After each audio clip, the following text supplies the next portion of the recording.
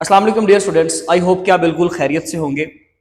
Ninth class के लिए जो बच्चे 2026 में एग्जाम्स देने जा रहे हैं उनके लिए पैक्टा की जानब से जो Punjab education curriculum training and assessment authority है, ये जो अदारा है जो कि कुरिकुलम सेट करता है, यानी कि हमारा सिलेबस या ALP वगैरह जो हमें प्रोवाइड करता है, और उसके अकॉर्डिंगली फिर आपका जो बोर्ड होता है वो क्या करता है, उस पेपर को डिज़ाइन करता है, पेपर को सेट करता है। तो इनकी जानब से तमाम जो 9th क्लास के बच्चे हैं उनके लिए स्मार्ट सिलेबस आ गया है, यानी कि कुछ सिलेबस में रिडक्शन कर दी गई है।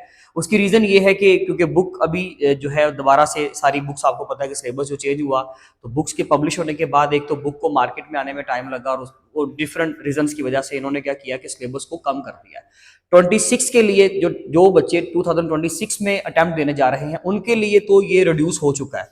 बाकी फर्दर जो सेशंस हैं इस फाइल में कहीं पे भी ये मेंशन्ड नहीं है कि 27, 28 या ऑनवर्ड 26 से आगे जो है वो सारे बच्चे जो है वो जब भी 9th क्लास के तैयार करेंगे 9th क्लास के लिए, तो वो क्या करेंगे, इस सिलेबस को फॉलो करेंगे। अभी इसके लिए कोई प्रॉपर ऑथेंटिक न्यूज़ नहीं है। तो फिलहाल जो 2026 में बच्चे अटेम्प्ट करने जा रहे हैं, अटेम्प्ट देने जा रहे हैं, उनके लिए ये सिलेबस जो है इन्होंने कॉल कर दी है स्मार्ट सिलेबस। उसके लिए मैं गाइडलाइन कर देता हूँ, और उसके अलावा जो उन्होंने पेपर की पेयरिंग स्कीम दी है, जो पेपर सेट करने की जो स्कीम है या वेटेज जो है चैप्टर्स की, उसके बारे में हमें हर चीज़ के बारे में अंदाजा हो गया, तो उसके ऊपर हम आज बात करेंगे। और वीडियो के लास्ट में फिर जो है वो फाइल आपके साथ शेयर करके तो मैं आपको उसके बारे में भी गाइड कर दूंगा। देखें जी, पहली बात तो ये कि मैं प्रॉपर हर जो टॉपिक है उसका नाम ले लेकर, पेपर पेज नंबर बताकर, एक्सरसाइज नंबर बता के मार्किंग नहीं करवाने वाला। अगर कोई वीडियो छोड़ के जाना चाहता है तो काइंडली वो अपना टाइम वेस्ट ना करे। अगर तो ये लगता है कि आपको ये वेटेज समझनी चाहिए या कहाँ से कितना पेपर आ रहा है, कौन से चैप्टर ज्यादा इंपॉर्टेंट है, जिनकी वेटेज ज्यादा है, कैसे ज्यादा है, अगर तो वो चीज आपके लिए इंपॉर्टेंट है तो इस वीडियो को देखते रहिए, ठीक है जी। बाकी हम देखते हैं एंड पे, उसका कुछ चीजें गाइड कर दूंगा, फिर बाकी की मार्किंग आप लोग खुद देख लीजिएगा। अदरवाइज मैंने हर चैप्टर पे, चैप्टर नंबर 1 पे अलग से, 2 पे अलग से, हर चैप्टर पे जो स्मार्ट सिलेबस उन्होंने मार्किंग करवाई है उसके टॉपिक वाइज, जो टॉपिक एक्सक्लूडेड है, जो इंक्लूडेड है, हर चीज की डिटेल एक प्रॉपर फाइल बनाकर मैं अपलोड कर दूंगा किसी वीडियो के साथ, और बहुत जल्द कर दूंगा ताकि आप लोग उसको देख सकें, ठीक है जी। तो स्मार्ट सिलेबस है जी हमारे पास एग्जाम्स 2026 के लिए, नोट कर ले, उससे ऑनवर्ड ये शायद इस्तेमाल ना हो। मार्क्स की डिवीजन कुछ इस तरह से होती है। पेपर आपका होता है टोटल कंप्यूटर का 50 मार्क्स का, जिसमें से 10 नंबर के आपके MCQ होते हैं। सबसे पहला आपका जो है वो 15 मिनट्स की अटेम्प्ट होती है, आपको 15 मिनट के अंदर अंदर ये पेपर देना होता है 10 MCQ के साथ। उसके बाद शॉर्ट क्वेश्चन के 3 सेक्शन होते हैं। सेक्शन यानी कि क्वेश्चन नंबर 1 आपका हो गया MCQ, question number 2, question number 3 and question number 4, ठीक है जी।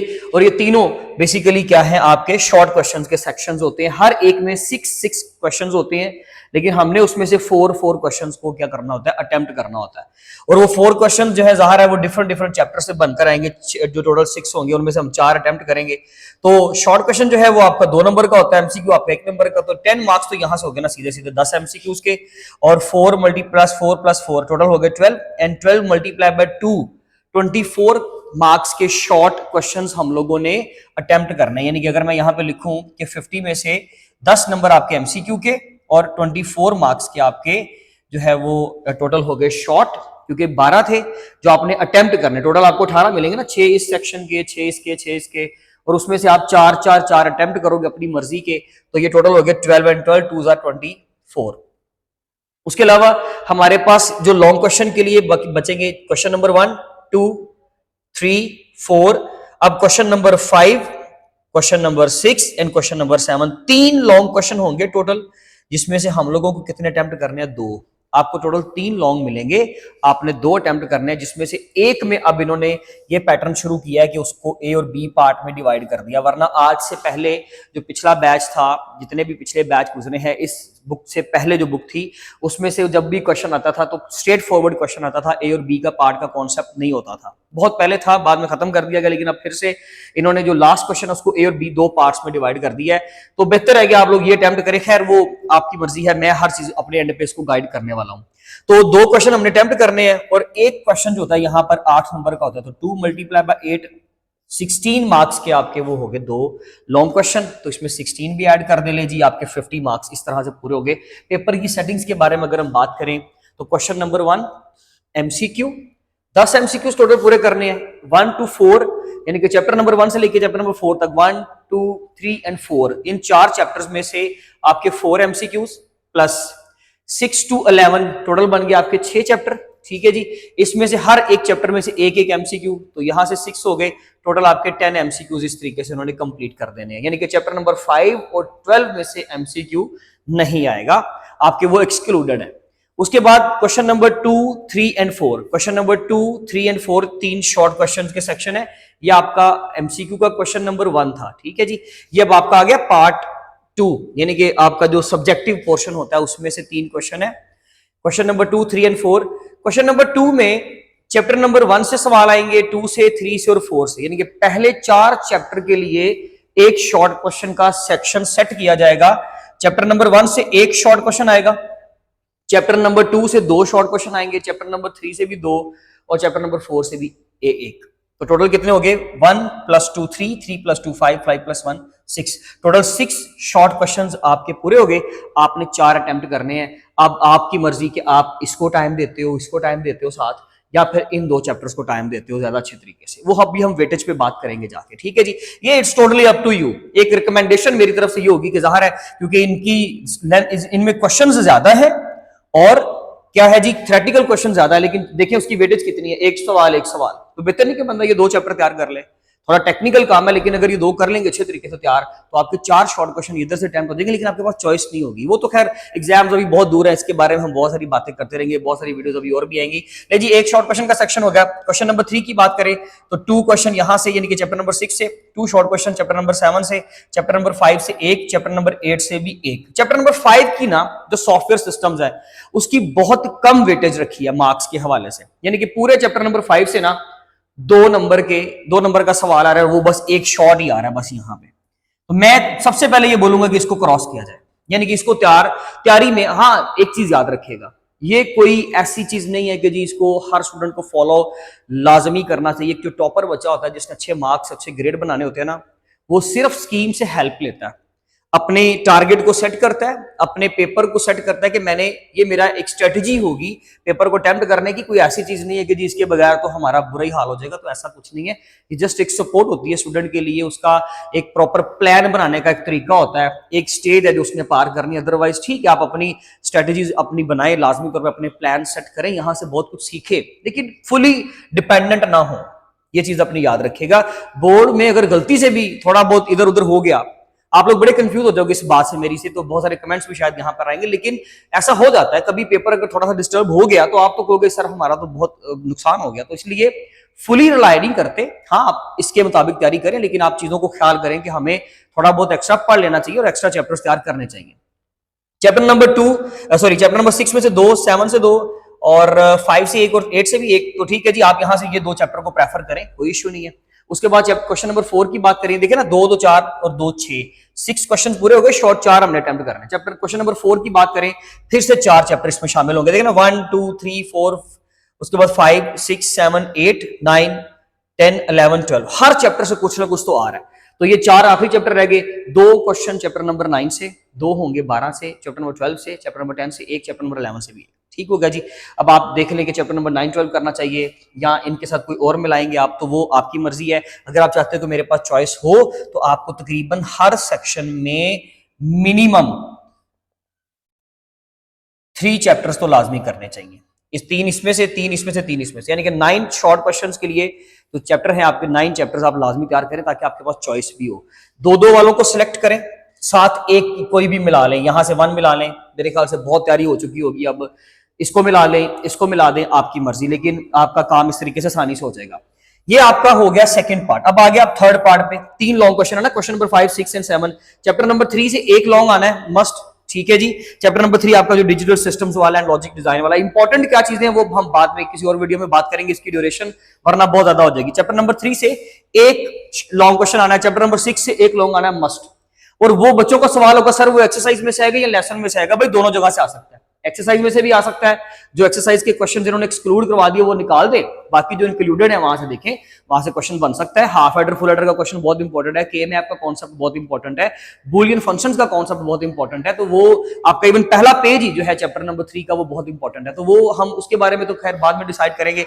1 लॉन्ग यहां से आ गया। चैप्टर नंबर 6 से 1 लॉन्ग आना जी। चैप्टर नंबर 6 आपका इंट्रोडक्शन टू कंप्यूटर नेटवर्क्स, इसमें टोपोलॉजीज वाला क्वेश्चन है, फिर आपका ओएसआई मॉडल वाला क्वेश्चन है, वो बहुत इंपॉर्टेंट क्वेश्चन है। राउटर और स्विच का concept, types of networks, PAN, LAN, MAN, वो सारे जो आपके नेटवर्क्स हैं उनकी रेंजेस हैं।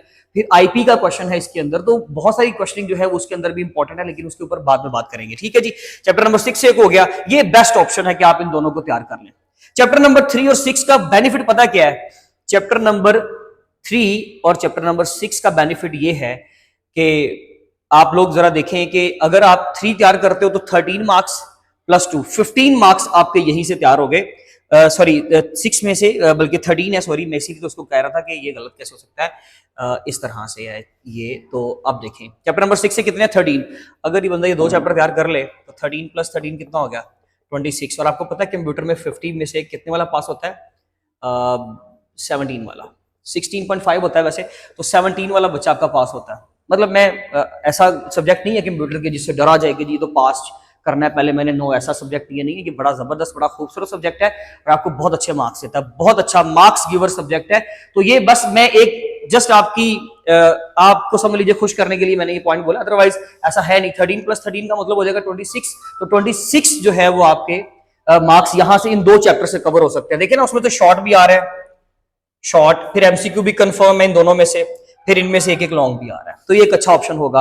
खैर बाकी क्वेश्चन नंबर 7 है जी, आखिरी लॉन्ग है आपका। ए पार्ट आएगा चैप्टर नंबर 7 से, बी पार्ट आएगा चैप्टर नंबर 8 से। तो वो आपको दोनों चैप्टर तैयार करने पड़ेंगे, तब आपका पूरा लॉन्ग कंप्लीट होगा। ऑब्वियसली हर बच्चे का रुझान यहां पे होगा। ठीक है जी, लेकिन खैर आपने शामिल तो जहर उसको करना है ना। बाकी ये वेटेज देख ले, 3 में से 2 करने, आपकी मर्जी, आप जो मर्जी चूज कर लो। 1 से लेके 12 तक सारे चैप्टर्स लिखे हुए हैं। सबसे कम वेटेज इस चैप्टर की है, मैं कम वाले लगा रहा हूं, फिर बोल देता हूं।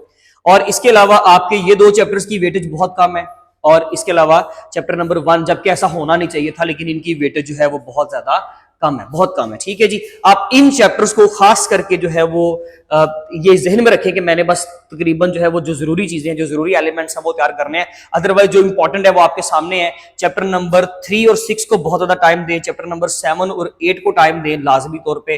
चैप्टर नंबर 2 को कंसिडर करें, क्योंकि चैप्टर नंबर 2 आपका पहला शॉर्ट क्वेश्चन का सेक्शन कवर करवाएगा। होप्स हो कि आपको बात समझ आ गई होगी। आप इसका स्क्रीनशॉट लें, आपका कोई भी क्वेश्चन हो तो आप लोग पूछ सकते हो। इसके अलावा अब हम चलते हैं जी इसके बाकी का जो हिस्सा है हमारा, जो स्मार्ट सिलेबस है उसके बारे में गाइड कर देता हूं।